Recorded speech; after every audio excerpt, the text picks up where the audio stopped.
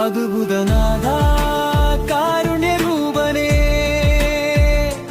അവിടുത്തെ പാദത്തിൽ വീഴുന്നു ഞാൻ.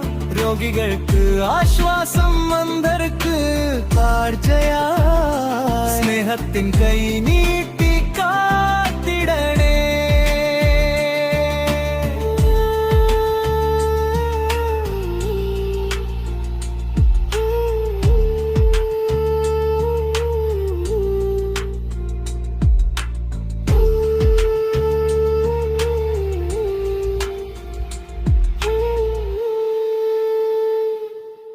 കുഷ്ഠത്താൽ വെന്തുരുകിയവനെ തൊട്ട് നീ